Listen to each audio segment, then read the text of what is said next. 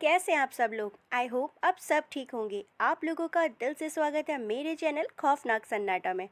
मैं भावना लेकर आ गई हूँ आपके लिए एक नई स्टोरी। चलिए स्टोरी स्टार्ट करते हैं। राकेश बाबू अपने कार्यालय में अपनी सीट पर बैठकर फाइलों को उलट पुलट रहे थे। उनका कार्यालय ग्रामीण क्षेत्र में था, जहाँ जाने के लिए कच्ची सड़क से होकर जाना पड़ता था।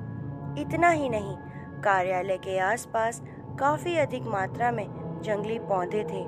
कहीं कहीं तो ये पौधे इतने अधिक थे कि एक घने जंगल के रूप में दिखाई देते थे।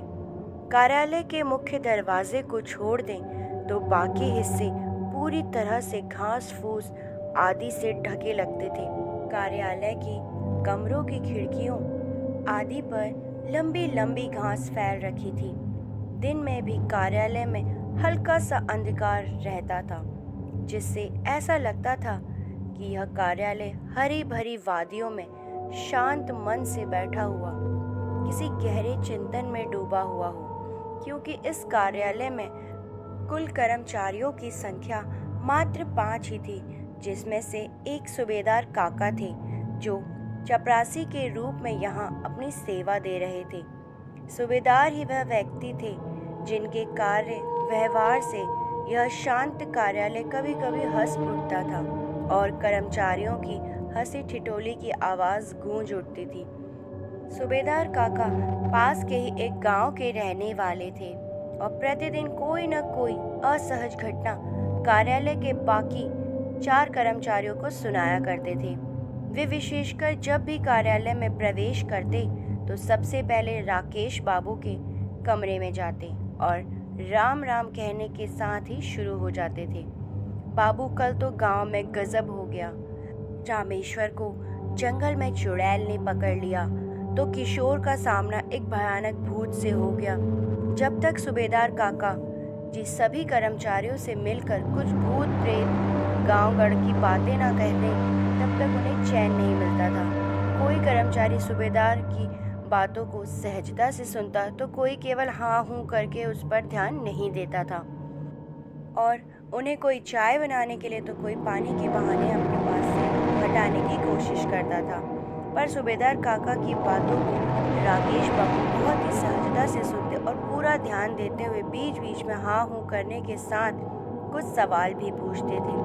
एक दिन की बात है, सूबेदार काका जी कार्यालय थोड़ा जल्दी ही पहुंच गए और सीधे राकेश बाबू के कमरे में घुस गए। पर उस समय राकेश बाबू अपनी कुर्सी पर नहीं थे, शायद वे अभी कार्यालय पहुंचे ही नहीं थे। सूबेदार काका थोड़े डरे सहमे लग रहे थे और बार बार अपने माथे पर आ रहे पसीने को गमछे से पोंछ रहे थे।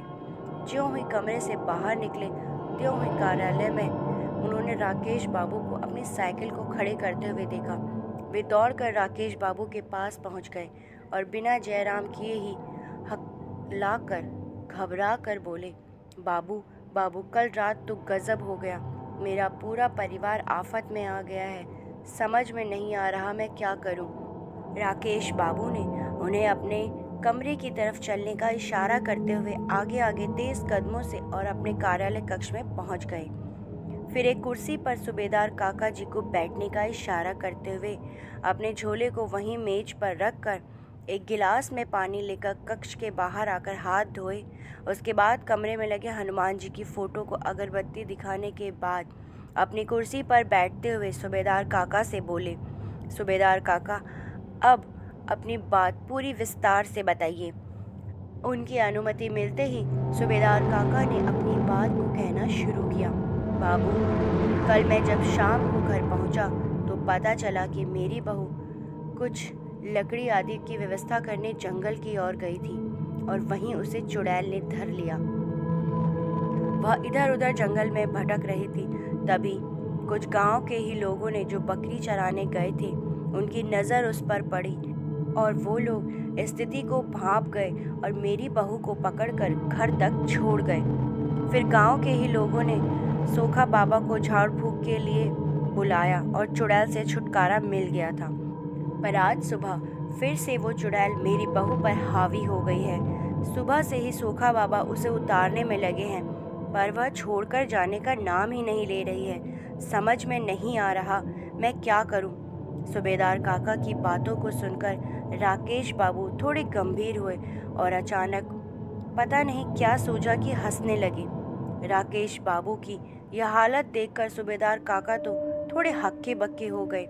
उन्हें समझ में नहीं आ रहा था आखिर इनको क्या हो गया है, कहीं इन पर भी तो कोई भूत प्रेत का साया नहीं पड़ गया। अभी सूबेदार काका यही सोच रहे थे कि तभी राकेश बाबू अपनी कुर्सी पर से उठे और बिना कुछ बोले सूबेदार काका को अपने पीछे आने का इशारा करते हुए कमरे से बाहर निकल आए। कमरे के बाहर निकलकर राकेश बाबू पास ही के एक झाड़ी से कुछ पत्तों को तोड़ा, मन ही मन कुछ मंत्र बुदबुदाए। फिर सूबेदार काका को उन पत्तों को देते हुए बोले कि आप इसे पीसकर अपनी बहू को पिला दें और अपने घर पर ही रुके। मैं कार्यालय में कुछ ज़रूरी काम काज निपटा कर 1-2 घंटे में आपके घर पहुंचता हूं। सूबेदार काका बिना कुछ बोले केवल सिर हिलाए उन पत्तों को लेकर घर की ओर बढ़े। रास्ते में उन्हें केवल एक ही बात खाए जा रही थी कि राकेश बाबू को यहाँ आए 3 साल हो गए, पर कभी उन्होंने इस बात का जिक्र नहीं किया कि वो भूत प्रेतों को उतारना भी जानते हैं। कहीं वे मजाक तो नहीं कर रहे। इन पत्तों को तोड़कर झूठ मूठ का कुछ गुनगुनाया और मुझे दे दिया, पर राकेश बाबू ऐसा क्यों करेंगे? वो तो हमेशा गंभीर आदमी रहे हैं और हमारी सारी बातों को भी बहुत गंभीरता से सुनते हैं। समय समय पर इस प्रकार से हमारी मदद भी करते रहते हैं। ना, वे हमारे साथ मजाक नहीं कर सकते। यही सब सोचते सोचते सूबेदार काका घर तक पहुंच गए। घर के बाहर 10 से 15 गांव घर के ही लोग बैठे नजर आए। एक खटिया पर सोखा बाबा भी बैठकर लोगों से कुछ बातचीत कर रहे थे। सूबेदार काका को देखते ही सोखा बाबा बोले, सूबेदार, यह चुड़ैल तो बहुत ढीठ है। रात को छोड़ दी थी पर फिर से आ गई। 2-3 घंटे से कोशिश कर रहा हूँ, छोड़कर जाने का नाम ही नहीं ले रही है। अभी भी आंगन में नाच कूद रही है। मेरे मंत्रों का तो अब उस पर कोई असर ही नहीं हो रहा है। उसने तो मेरा मजाक उड़ा दिया है। इतना सब होने के बाद मैं उसे छोड़कर बाहर आकर बैठ गया हूँ। मैं अब कुछ नहीं कर सकता। मैं जितना कर सकता था मैंने सब आजमा लिया है। सूबेदार काका सोखा बाबा के बगल में बैठते हुए अपनी लड़की को आवाज़ लगाई। उनकी लड़की घर में से दौड़ते हुए बाहर निकली। फिर सूबेदार काका ने उन पत्तों को उसे देते हुए कहा, इसे पीस कर बहू को पिला दो। अगर ना नुकुर करे तो ज़बरदस्ती पिलाओ। इसके बाद सूबेदार काका की लड़की उन पत्तों को लेकर घर के अंदर गई और उन्हें पीस कर अपनी भाभी को पिलाया। अरे यह क्या! एक घूंट अंदर जाते ही सूबेदार काका की बहू तो काफ़ी शांत हो गई थी और वहीं आंगन में बैठ गई। अब उसके व्यवहार में काफ़ी अंतर आ गया था। उसका कूदना नाचना भी बंद हो गया था। सूबेदार काका की लड़की दौड़ते हुए घर से बाहर आई और सूबेदार काका की ओर देखते हुए बोली, बाबू, भौजी को अब आराम हो गया है। वे आंगन में ही अब शांति से बैठ गई हैं। बाहर जितने लोग बैठे थे सब अचंभे में पड़ गए। आखिर जो चुड़ैल इतने बड़े सूखा से बस में नहीं आई, वह 2-4 पत्तों को पिलाने से कैसे बस में आ सकती है? आखिर वे कैसे पत्ते थे? क्या किसी धर्म स्थान से आए थे या किसी बहुत बड़े पंडित, ओझा या सोखा आदि ने दिए थे? वहाँ बैठे लोग एक दूसरे को देखते हुए यही प्रश्न कर रहे थे। सूबेदार काका ने सबकी ओर देखते हुए और उन पत्तों के बारे में बताया। सभी लोग बिना देखे राकेश बाबू के प्रति नतमस्तक हो गए। सोखा बाबा ने कहा कि वास्तव में आपके राकेश बाबू तो बहुत पहुँचे हुए निकले। जिस चुड़ैल को बस में करने के लिए मैंने सारे हथकंडे अपना लिए, उसे उनके मंत्रित 2-4 पत्तों ने ही बस में कर लिया। फिर तो सूबेदार काका थोड़ा तनकर बैठ गए, लगे राकेश बाबू के गुणगान गाने। अभी वे लोग आपस में बात कर ही रहे थे कि तभी राकेश बाबू की साइकिल वहाँ रुकी। राकेश बाबू को देखते ही सूबेदार काका दौड़कर राकेश बाबू के हाथ से साइकिल लेकर खुद ही खड़ी करने लगे और बोले, राकेश बाबू, आपके पत्तों ने तो कमाल कर दिया। हमारी बहू अब काफ़ी अच्छी है, शांत है, आंगन में बैठी है। सूबेदार काका के इतना कहते ही वहाँ बैठे सभी लोग खड़े हो गए और राकेश बाबू की जय जय करने लगे। राकेश बाबू सबका अभिवादन स्वीकार करते हुए उन लोगों के बीच में ही एक घाट पर जाकर बैठ गए। फिर राकेश बाबू ने सूबेदार काका की बहू को घर से बाहर बुलवाया। वह काफ़ी शांत थी, पर राकेश बाबू को लगा कि अभी भी वह चुड़ैल यहीं है। पत्ते का असर खत्म होते ही फिर से इसे जकड़ लेगी। राकेश बाबू ने सूबेदार काका की बहू को अपने पास बैठने का इशारा करते हुए कुछ मंत्र बुदबुदाए। अरे यह क्या? सूबेदार जी की बहू घबरा कर बोल उठी। मुझे छोड़ दीजिए, मैं जा रही हूँ।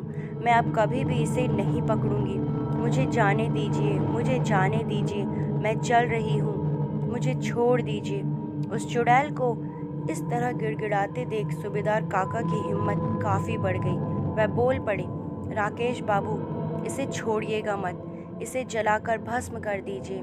पर वह चुड़ैल सूबेदार काका की बातों पर ध्यान न देते हुए राकेश बाबू की ओर दयनीय स्थिति से देखते हुए अपने प्राणों की भीख मांगती रही। राकेश बाबू काफ़ी गंभीर लग रहे थे। वे सूबेदार जी की बहू की ओर गुस्से से देखते हुए बोले कि तुम कौन हो? इसे क्यों पकड़ी हो?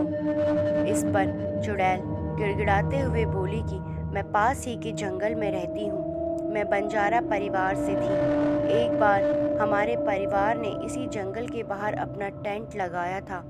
शाम के समय मैं लकड़ियाँ लेने के लिए उस जंगल में गई और मुझे पता ही नहीं चला कब मैं घने जंगल में पहुँच गई और रास्ता भटक गई। तब तक रात होने वाली थी।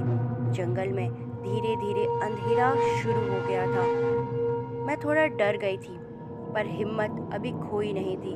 अचानक मेरे दिमाग में एक विचार आया। मैंने सोचा कि रात के इस अंधेरे में अब रास्ता खोजना ठीक नहीं, कहीं किसी जंगली जानवर का शिकार न बन जाऊं। इसलिए मैंने हिम्मत करके वहीं एक मोटे जंगली पेड़ पर चढ़कर बैठ गई। मैंने सोचा कि सुबह होते ही मेरे परिवार के लोग ज़रूर मुझे खोजने आएंगे। अगर नहीं आए तो दिन में अपना रास्ता मैं खुद ही खोज लूँगी। पर वह रात शायद मेरे जीवन की समाप्ति के लिए आई थी। मैं जिस पेड़ पर चढ़कर बैठी थी उसी पर एक प्रेत का डेरा था। आधी रात तक तो सब कुछ एकदम ठीक ठाक था, पर उसके बाद अचानक वहाँ एक प्रेत कहीं से उस पेड़ पर आ गया। उसके आते ही जैसे पूरे जंगल में भयंकर तूफान आ गया हो। अनेकों पेड़ों की डालियाँ तेज हवा से डरावने रूप से हिलने लगी थी। मुझे देखते ही वह जोरदार ढंग से मुझे कोई प्रेतनी समझकर बोला कि तुम्हें पता नहीं यह मेरा निवास है। मैं कुछ ज़रूरी काम से जंगल से बाहर गया था, तूने मेरे बसेरे पर कब्जा कर लिया, मैं तुझे छोड़ूंगा नहीं। इतना कहकर वह मेरी तरफ झपटा। अत्यधिक डर से तो मेरी चीख निकल गई। मैं बहुत तेज़ चिल्लाई और मैंने बोला, मैं कोई प्रेतनी नहीं, मैं इंसान हूँ, इंसान। मेरी बातों को सुनकर तो वह ज़ोर ज़ोर से बोला कि मुझे एक संगनी चाहिए। तुझे अगर सही सलामत रहना है तो तुझे मुझसे विवाह करना होगा, मरता क्या ना करता। मैंने सोचा कि अब इस समय बस एक ही रास्ता है कि इसकी बातों को मान लिया जाए और दिन उगने के बाद यहाँ से खिसक लिया जाए। मैंने उसकी हाँ में हाँ मिलाते हुए अपनी सहमति दे दी। मुझे क्या पता था कि यह सहमति मुझ पर बहुत भारी पड़ने वाली है। इतना कहने के बाद सूबेदार काका की बहू पर सवार वह चुड़ैल फूट फूट कर रोने लगी। राकेश बाबू थोड़े भावुक हो गए और उसके प्रति थोड़ी नरमी दिखाते हुए पानी भरा लोटा उसको पीने के लिए दे दिया। 2-4 घूंट पानी पीने के बाद उसने फिर से कहना शुरू किया। मेरी सहमति देने के बाद वह प्रेत पता नहीं कहाँ गायब हो गया। उसके गायब होते ही मैंने थोड़ी चैन की सांस ली। पर यह क्या, अभी 10 से 15 मिनट ही बीते थे कि उस जंगल में जैसे भूचाल आ गया हो। एक बहुत बड़ा तूफान आ गया था। कितने पेड़ों की पता नहीं कितनी डालियां टूटकर धरती पर गिर गई थी। कम से कम सैकड़ों भूत प्रेत वहां उपस्थित हो गए। चारों तरफ चीख पुकार मच रही थी। कुछ डरावनी बातें कर रहे थे तो कुछ इस डाली से उस डाली पर कूद फाद कर रहे थे तो कुछ ताली बजाकर नाच गाना कर रहे थे। मुझे तो कुछ भी समझ नहीं आ रहा था यह सब क्या हो रहा है। तब तक वही प्रेत फिर से मेरे सामने प्रकट हो गया। बोला, विवाह की व्यवस्था करने चला गया था, अपने परिवार वालों को बुलाने चला गया था। शादी में इन सबको भी तो शरीक करना होगा। अरे यह क्या, अब तो मेरी शामत आ गई। मेरा शरीर पीला पड़ गया था, कुछ बोलने की हिम्मत नहीं थी। तभी अचानक एक प्रेतनी वहाँ प्रकट हुई और उस प्रेत से लड़ने लगी। वह प्रेतनी बोल रही थी कि मेरे रहते तो दूसरी शादी करेगा, कदापि नहीं, कदापि नहीं, मैं ऐसा नहीं होने दूंगी। और इतना कहने के साथ ही उस प्रेतनी ने उस डाली से मुझे धक्का दे दिया और ज़मीन पर गिरते ही कुछ ही समय बाद मेरी मौत हो गई। इतना कहने के बाद ही वह चुड़ैल फिर से रोने लगी। उसके बाद राकेश बाबू ने उस चुड़ैल को चुप रहने का इशारा करते हुए कहा कि आज के बाद तो इन गांव वालों को कभी परेशान नहीं करेगी। चुड़ैल ने हामी भरते हुए कहा कि ठीक है, पर मैं तो बहुत छोटी सी आत्मा हूँ। इन पास के जंगलों में तो पता नहीं कितनी भयानक भयानक आत्माएं घूम रही हैं। आप उन सब से इन गांव वालों को कैसे बचा पाएंगे? उस चुड़ैल की इस बात को सुनते ही राकेश बाबू हल्की मुस्कान से बोले, तू तो बख्श दे इन लोगों को, बाकी भूत प्रेतों से कैसे निपटना है वह तू मुझ पर छोड़ दे। इसके बाद राकेश बाबू ने लोगों को अब कभी ना पकड़ने की बात उस चुड़ैल से 3 बार कबूल करवाई और उसे जाने दिया। मैं उम्मीद करती हूँ मेरी आज की स्टोरी आप लोगों को पसंद आई होगी। ऐसी ही इंटरेस्टिंग स्टोरीज़ के लिए मेरे चैनल को सब्सक्राइब करना ना भूलें। मैं ऐसी ही इंटरेस्टिंग स्टोरीज़ आपके लिए लेके आती रहूँगी। Thanks for watching, bye bye.